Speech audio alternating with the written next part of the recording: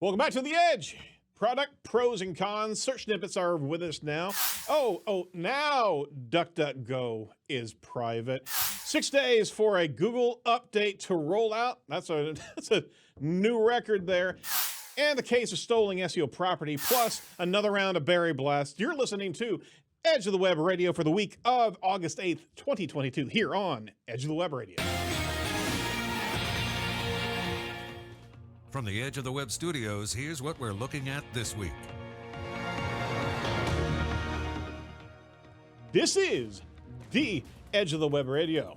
I was trying to pull some sort of accent. I had no idea what that accent was, so I'm just going to park it and move on. I'm your host, Erin Sparks. If you haven't heard us before, we're Edge of the Web Radio, a 10-year-old SEO podcast. Thanks for joining us. If you just now heard about us, then that's fantastic. We're covering SEO and digital marketing news on a regular basis here, separate from our interview series, our weekly interview series, where we're covering some great focused interviews on digital marketing experts around the world. Blessed to be able to do that here at Site Strategics. Be sure to check out all the recent shows over at edgeofthewebradio.com. That's edgeofthewebradio.com. This is the Site Strategics digital marketing news desk of Edge of the Web. Our digital marketing team is excellent at results-based agile marketing. We'll talk a bit more about what we do at Site Strategics, but if you're interested in what we do, just jump over to sitestrategics.com today and chat with us. I'm happy to talk to you for a free hour consultation on what we see could be in your digital marketing future. We're digital marketing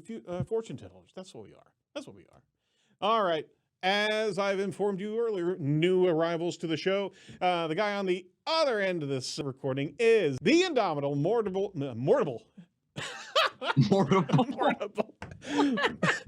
Mordy Overstein, head of SEO branding at Wix. Mordible, how you doing, sir? Wait, so you're telling me that if I go to sitestrategics.com, I could book you for an hour? Oh, free. He's going to do it, isn't he? I thought that's what I'm those new shows totally were. going to do that now. I really thought that's what Can we this new talk? show We can talk was. about anything. This is the new. It is literally the new show. Yeah, we can talk about anything. I was under the impression I'm that like, Morty. I'm lonely. I was I under need to the, talk to somebody. I was under the impression that Morty keeps booking you This every is week what for the the show news, is. and we record it. Nice. Exactly. He just dropped something. Can we do another one? Can we do another one? Sure. Yeah. Sure. Every- It's Morty's therapy session. That's every what it is. Monday. Mondays with Morty. Well, let's say I want to book you, but I don't want to talk at all. I just want to sit together, Get together in a moment. yeah, listen to each other breathe. Wow. Okay. There are groups for that, but I don't think we can facilitate Have that. we But thought get- about what about starting the first ever SEO ASMR podcast? Where we just whisper about SEO. like sweaty balls? It's gotten real. I feel uncomfortable and unsafe. Oh, you feel uncomfortable. You want to sit with me on a Zoom session, not saying a word, just listening to each other breathe. Yeah, that's Yeah, what's wrong with that? there's your breath for you, Morty. All right. So what's going on over the Wix world?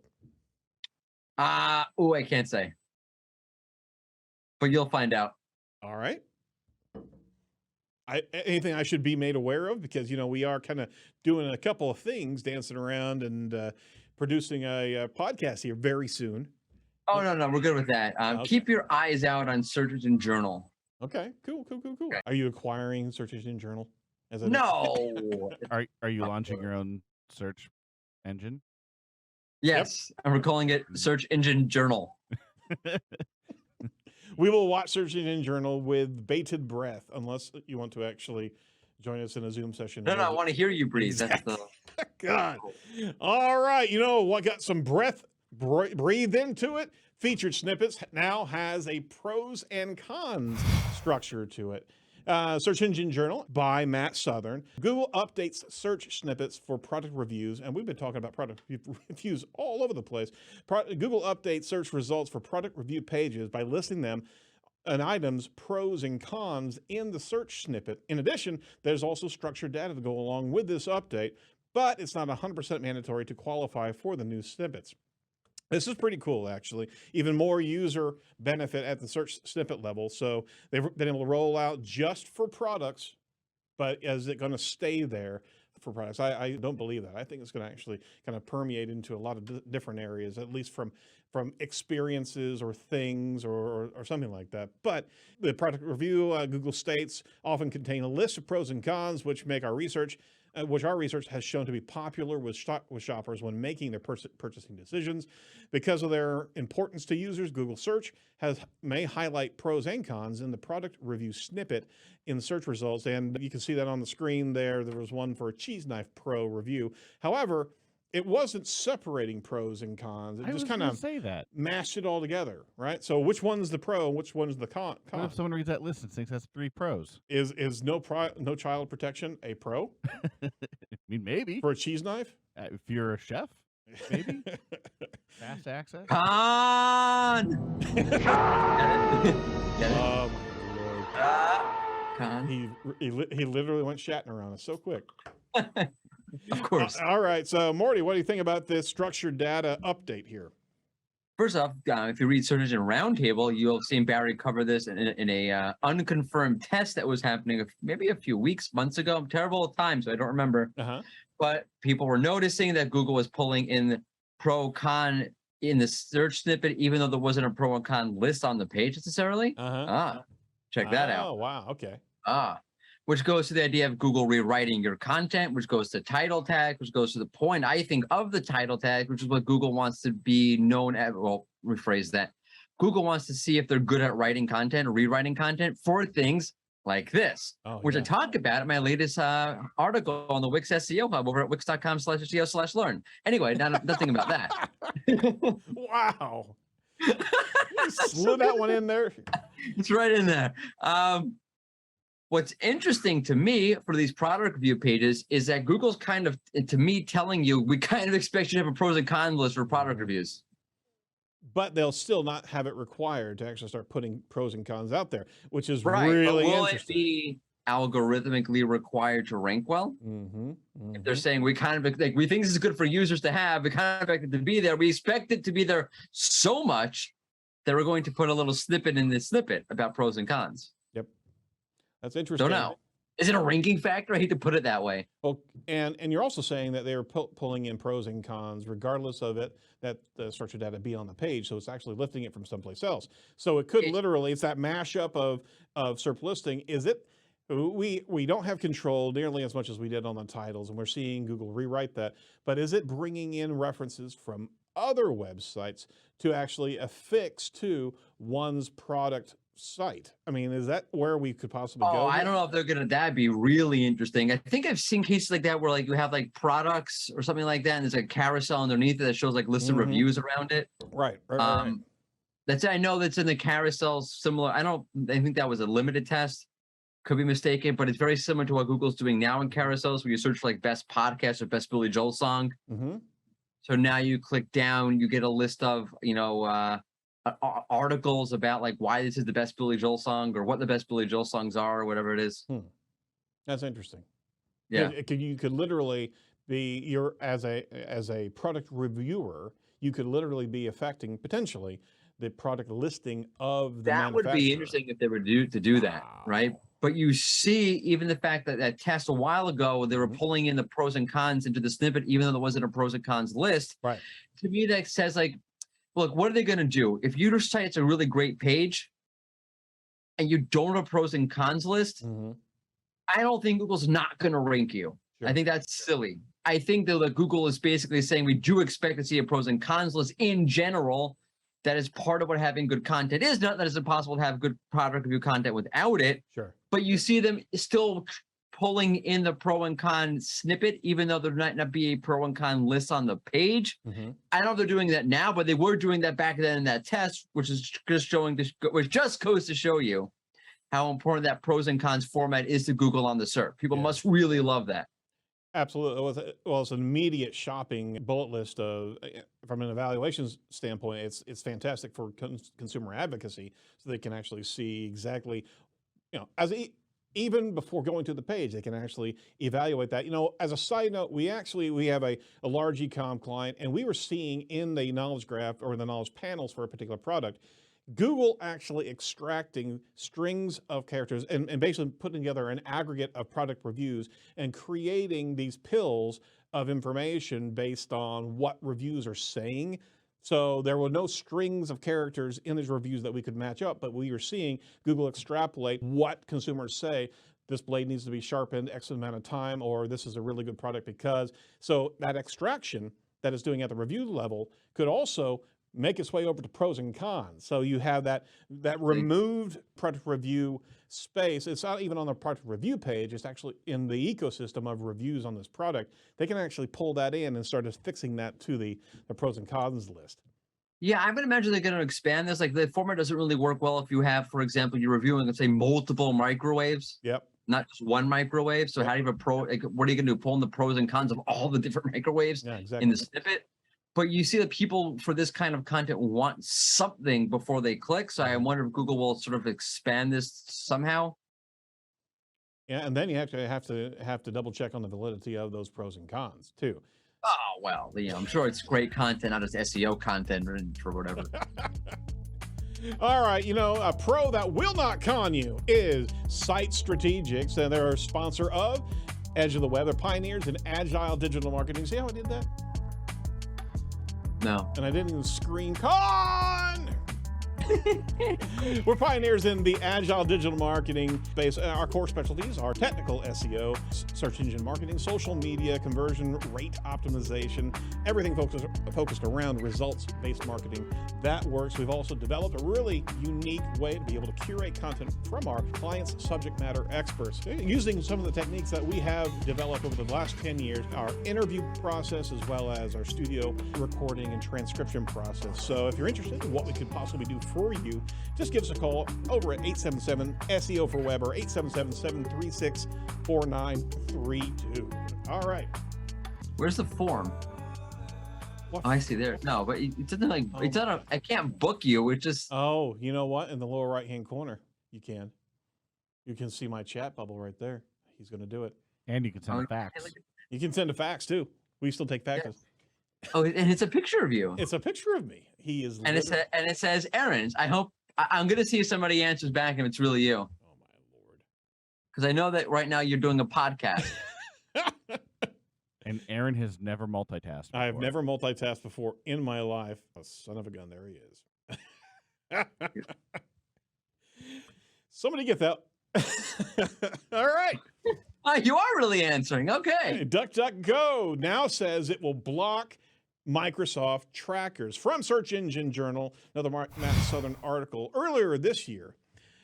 We'll wait on the chat cooking over there. Earlier this year, a security researcher discovered DuckDuckGo's mobile browser transferring data to Microsoft-owned properties when visiting certain websites. As a company that promises never to track users ever, in fact, they have an entire ad campaign focused just on that, DuckDuckGo kind of found itself in some trouble when the security researcher shared his findings online. So if you haven't caught the ads, and if you're not familiar with DuckDuckGo, that's privacy-focused browsing and searching. Oh, okay, I heard it. There's a little chat going on. Fantastic.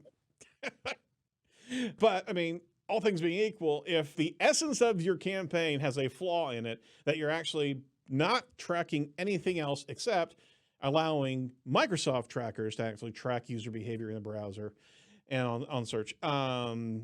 Should you actually think through that? The reason why they had that, they had a policy with Bing to allow Bing as the default search inside of DuckDuckGo, right? There's a syndication deal with Microsoft, that particular policy in there. So they've actually adjusted the policy. So now they can actually announce better and better transparency and privacy settings, information around DuckDuckGo's web tracking protections. So that said, somebody called foul on the play. Get it? DuckDuckGo, foul. Yeah, there we are.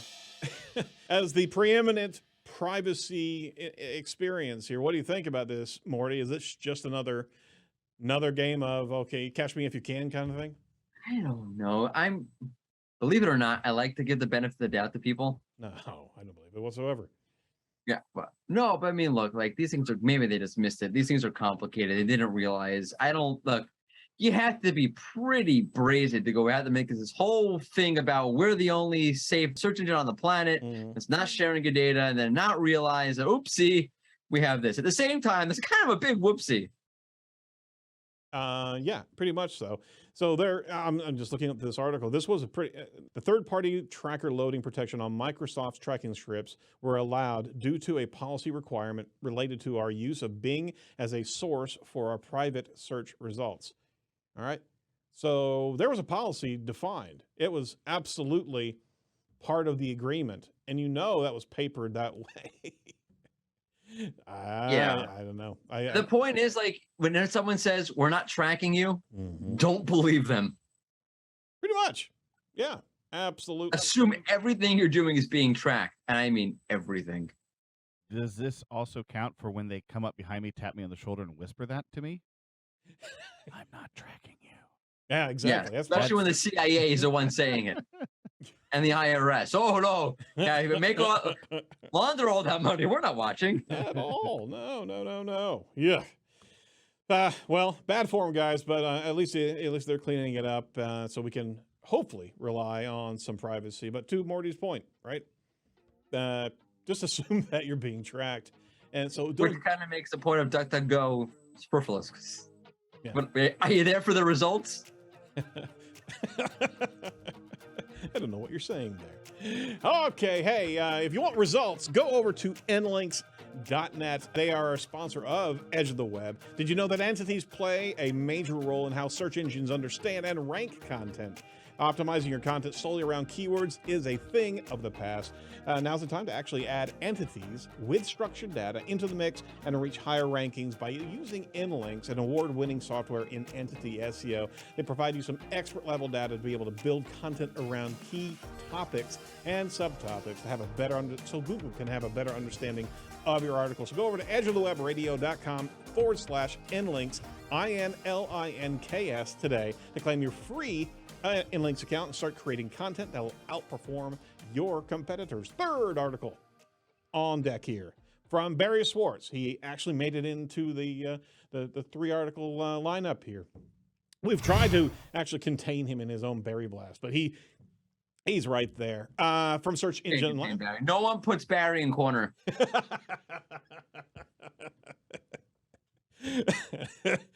Oh my gosh, I got to roll with that too. Google's July 2022 product reviews update is finished rolling out. Google has quietly updated its update landing page to note that the July 2022 product reviews update has finished rolling out as of August 2nd. All right, when it was first announced July 27th. Morty, what's your take on a 6-day rollout? Something's not right. Something is so not right with this thing. Yeah. First off, even a core update, which generally is much quicker to complete than the product review updates have been. Yeah. For example, the December 2021 product review update lasted a full month. And there was volatility everywhere. They are generally slower to roll out than a core update is.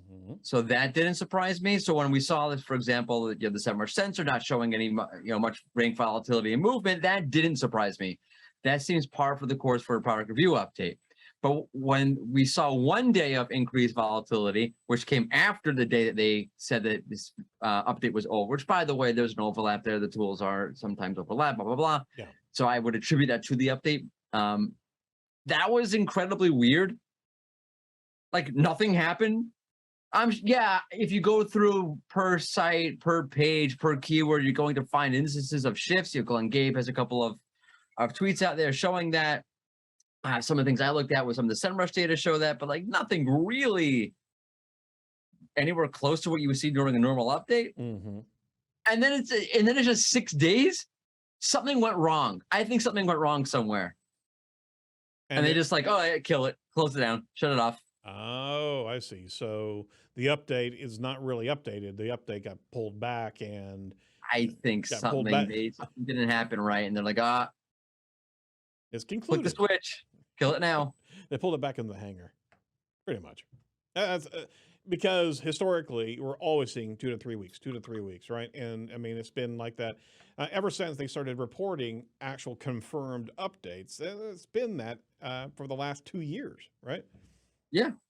If not, forever. yeah, if not longer. All right. Well, I would concur. Hopefully, that's the case, because the other side of the equation is if they're doing even faster updates, right? We're getting You into didn't see any movement. I mean, it's like all the trackers are like they're like doing it undercover. Like I don't know how you even do that. It's the way the trackers work. Doesn't make any sense to me. I mean, I think the worst case scenario would be if you got hit by the update and it was something was wrong with it, and now you're stuck that way for a while. yeah.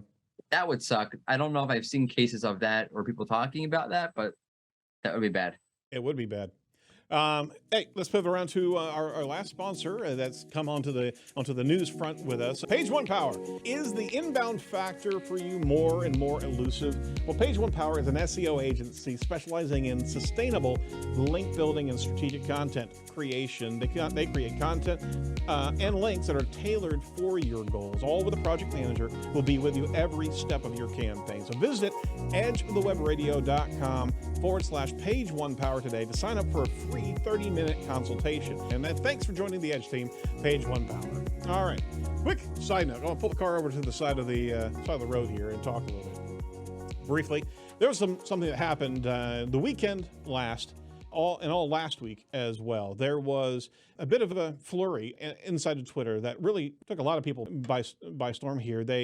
Well, let me set the stage here, is that Olga Zarzheshna, who is a friend of the show, has been on the show a couple of times and has been a really up-and-coming star developing web or SEO techniques and displaying a lot of different templates and steps and analyses on things. And she certainly does know her stuff. She's been on a show covering Chrome extensions, and we walked through so many. You could easily see how adept she was at this. Well, she let everybody know that she had gone through some surgery, and we were actually going to have her scheduled on the show earlier, but she's coming in at the end of the month. But she was down for some surgery, and she started to look at some SEO books online. And lo and behold, she's found something that was very familiar. She actually saw a book published by someone that literally was every point that she had in her 188 technical SEO audit steps. And you can actually see that site online. It's SEOslide.com, and that page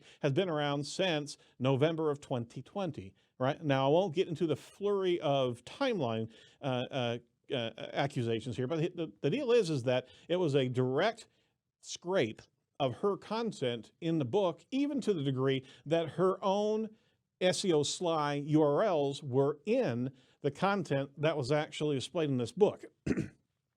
The individual that was doing this, I'm actually not going to mention his name because I don't want to give him some publicity as well, but there was some posturing back and forth, because as soon as that came out and we all knew that technical audit was out there, all of a sudden that individual made a video accusing her of taking his template.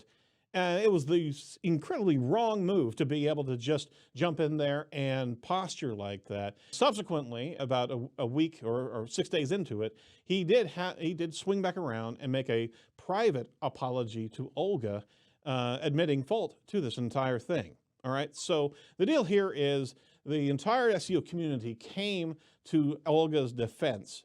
But there was a lot of, to the degree that this individual, as soon as that became aware, started to put legal positioning on his book page, deferring all legal claims to his lawyer, and then took that off the page as well as things really started to come to a head. So, Mordy, I didn't see you participate in the thread. I know you were possibly aware of it, but just the essence of plagiarism in the SEO community. There's so much good content that is put out there regularly, and people kind of risk themselves, stretch out their neck into our community to be able to share information. What's your 2-minute take on what you saw? Well, first off, that guy's a schmuck. That's my take. Joe, I wasn't there. I was in the threads. I was the guy saying we should all go to his Amazon page and leave bad reviews. Oh, was that? Oh, were you in there? That okay, was I didn't me. see it. All right, fantastic. I didn't see that. I'm sorry. Now you're slandering me. I was totally in there. And then a read from Women in Tech SEO put out a tweet. That's right. Showing, because I think the fellow said, she contacted me, and let's say it was November 2021, asking me for advice on site audits, blah blah blah. Yeah. But a reach showed a screenshot from Slack from the Women in Tech SEO group saying, from Olga saying, "Hey, I don't really share a lot of content these days, but I'm starting to. Here's my site audit," and it was a year earlier. Absolutely. That's amazing. And what a dope. First of all, what kind of person steals content like that? But bear in mind, he actually subscribed to. She was charging $1 for. Or a monthly subscription for templates and just being part of the SEO Sly community, right? Right. He registered for $1, got in there, and immediately canceled his subscription, getting access to all of that information. And there was correspondence there that Olga was showing, going, "I'm so sorry that you canceled," earnestly asking why he did. And he said he was just looking around. Well, I already sold the content, but I didn't subscribe. Another $1, Gotta please. save that $1. What the hell? I mean, honestly, I don't understand. Like, what makes you think this is a great idea? You know, it's a great idea. I'm going to write a book about site audits, and I'm just going to jack the content, and no one will notice. In search community, and that's our freaking job, to see content that's out one thing about SEOs, all right? We will find everything, and we will make a deal out of this. Absolutely. I feel terrible for her. Well, kind of sum this up is that it's been resolved. She was about to take him to court, and we were all backing her and promoting, yeah, you absolutely need to do this because it cannot go unchecked like this. And it's been resolved. But what was really great to be able to see was everybody's response and supporting what she was doing, because she was documenting everything, and she really went through every instance in the entire timeline of that content, because she wanted to make sure everybody knew that there was no way that she was taking content from somebody else. And you can imagine how hurt she was, because she puts in 40 and 50 hours into these pages, you know? She found some content from some other sources too, like something from Moz, and I think either Search Engine Land or Search Engine Journal, maybe both. But I remember her sharing those screenshots as well. She was finding other stuff in that book that was scraped. You know, not nearly as hard as hers was, but yeah. So ridiculous. I would love to see that guy make a public apology, because I saw. Yeah, you can't. You can't. You can't. You can. Oh, I went behind closed doors and blah blah blah blah. Because he has a lot of fans, like strong followers that are commenting on his stuff. Like, you'll get through this. Everything's gonna be fine. We all know you're an honest guy. Like, maybe he should apologize. Yeah. To show them what real honesty looks like. Absolutely, because he set the tone incredibly negative. He got in there and started posturing with this feigned offense that anybody could ever call him pirater of content. Right. And which was not only the wrong thing to do, it was the incredibly more wrong thing to do. Well, I think what frustrates me most about all of his fans, I get it. If you're a fan of somebody, you're going to be on their side. Sure. But the private apology means this now disappears. And those people aren't looking for other sides. They aren't trying. They are his fan, and he's going to stop talking about it. And he's also not going to get sued. Right. And they're just going to be like, "Yeah, see, we knew it. This guy exactly. was honest all the time. He said he didn't steal it. And now it's disappeared. Clearly, he was right." However, he did actually remove the YouTube video of his posturing right after he pushed it out there. So exactly, that's an honest space. Yeah. There's a lot of people like that where their core audience is not the typical SEO community. There's a YouTube audience or a Reddit audience, and they do some really shady stuff because they feel they can get away with it because no one's going to see it on that particular platform. It's true. Yep. Well, we just wanted to give a little hat tip to Olga, and we certainly do support her. And the entire SEO community came out and was championing around her. So it was great to be able to see that more than anything else. So kudos to Olga, and fast recovery. And sorry that you had to experience this, because that was a sucky thing to do in any way, shape, or form, especially to what you do there on your site. All right. And to that guy, next time we send the horse's head. Absolutely.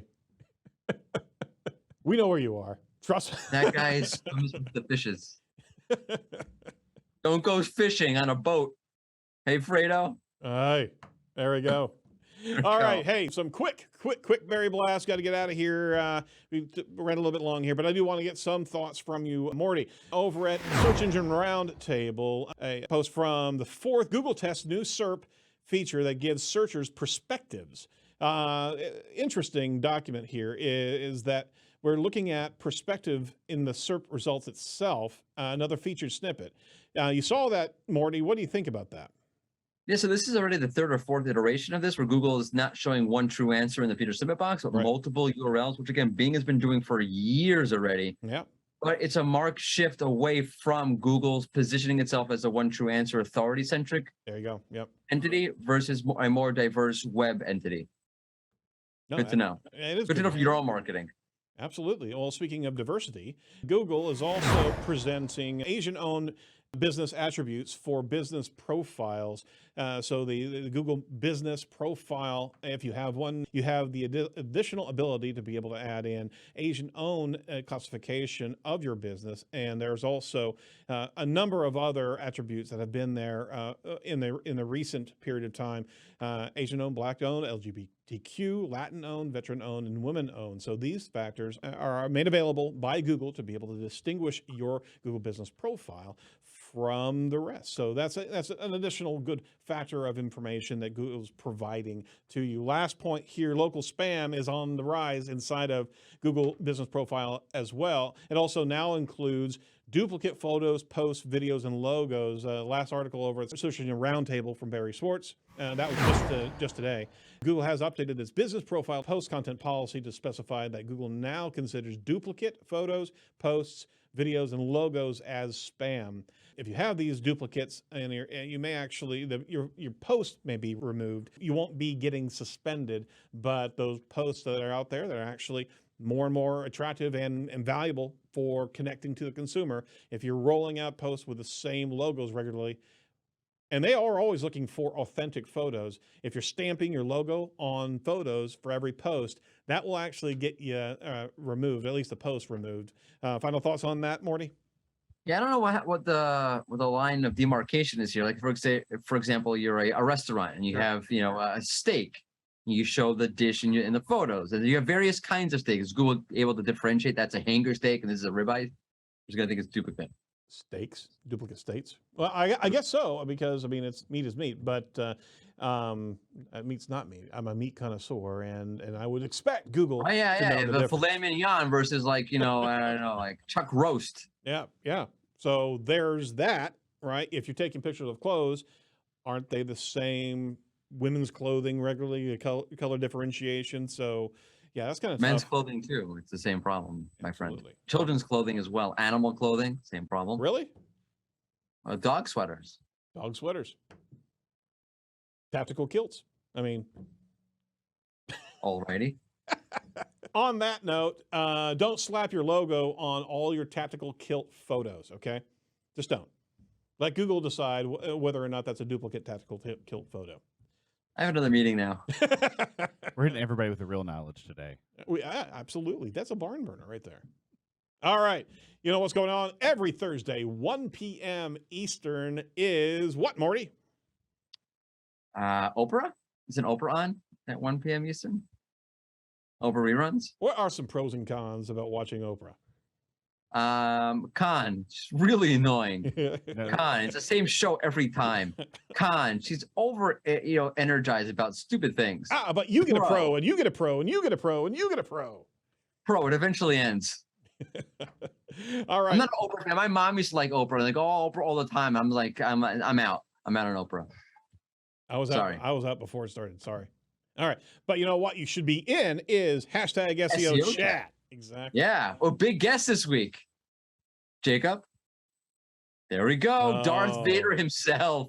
Lyndon N.A., also known as Darth Autocrat. You don't know who that is. It's the SEO guy who writes a lot and can't keep things to one tweet. Yep. With the Darth Vader as his profile picture. Absolutely. That's who it is. And he's pretty snarky as well. It's pretty good stuff there. Yeah, I have a bet with him. He can keep if he can keep an answer to an SEOChat under one tweet, I give him $20. Oh my gosh. No. Hasn't happened yet. That ain't But gonna happen. definitely be there. He is prolific. Very cool. And the topic of this week is? We don't know yet. Oh, okay. But hey, it's a Darth Vader guy. Like, doesn't matter. No, not really. Not really. All right. Well, Morty, thanks so much for another round here. And I guess you're going to have to schedule another session with me next week. I'm so waiting for you to answer the chat. So let me know. This is Morty overseeing therapy right here. Because you've already booked your session, Morty. That's what I'm saying. I asked Jacob, what's for lunch today? I haven't gotten a response in 12 minutes.